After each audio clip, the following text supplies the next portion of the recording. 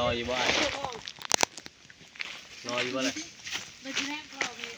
เด้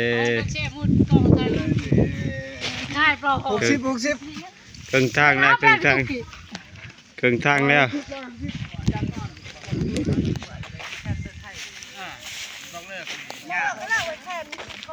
งามนี่ไอ้ปนิ่นเลย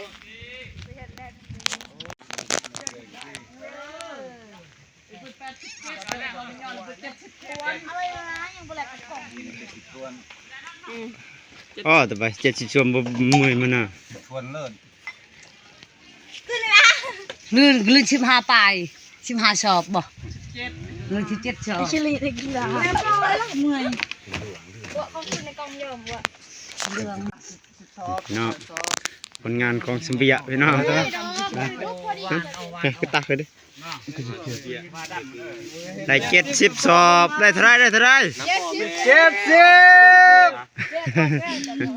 กล้องเขาตัวนี้70 70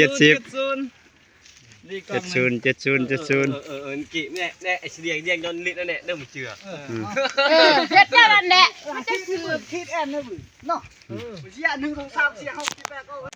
นี่เฮ็ดของกินอยู่นั่นต้มปลานิ่นนี่แม่ครัวนี่บุญสไปสอบกึ่งรอบ โอ้ แล้ว ซอยจุพี่น้อง รอบแล้ว เฮ็ดแจ่วมันเชียง ฮะชื่ออะไรเด้อมันคือไปสบุญหรอก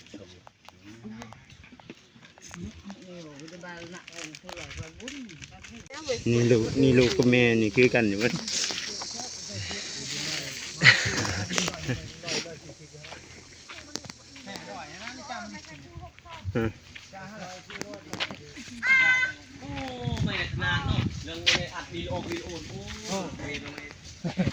ไม่เต็มกิฟต์ไปไล่เต็มเลยเนี่ยเป็นกีฬา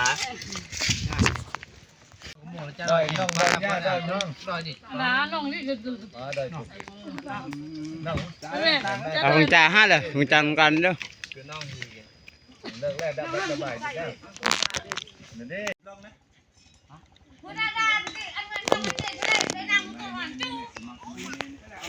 ไอ้ปันชอบคืออะไรไอ้กำลังจังคือมอได้ง่อย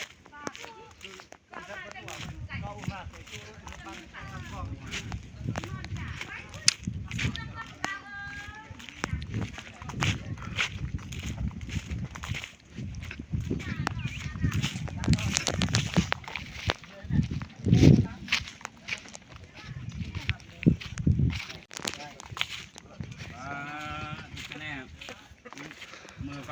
ของจ่าไม่ยอที่เนาะ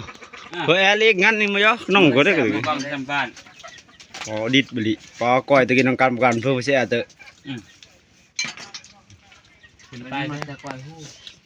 แม่มักก้อยหู มาไปเด็ด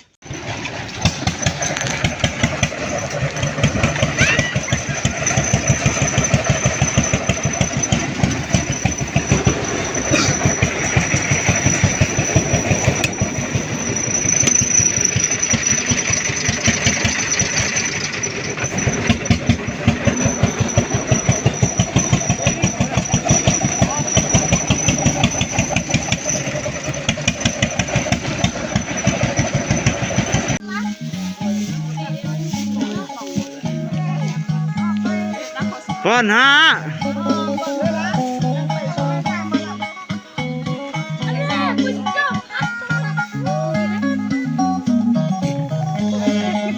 เยอะเ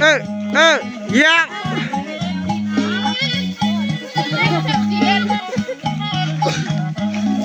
เมืองมันปวดสมองมันหลายใจกองญาติกันสิ่งกันหายใจเอาแต่ฝุ่นควันอากาศแถวนั้นมันพอดีแดงกับไอ้ซักเอาเอ้ย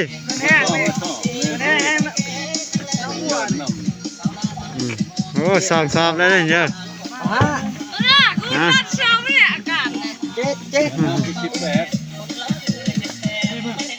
โอ้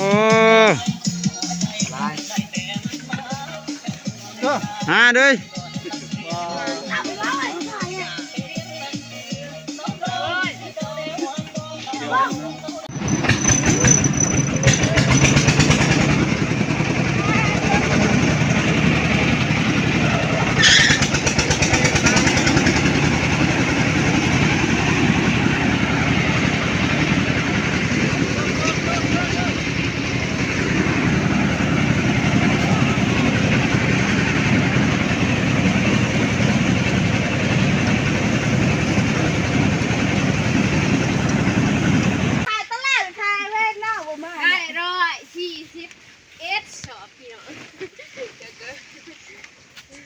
เสร็จพูดเหมือนกันเนี่ยเสร็จพูดกันเพิ่งเสร็จ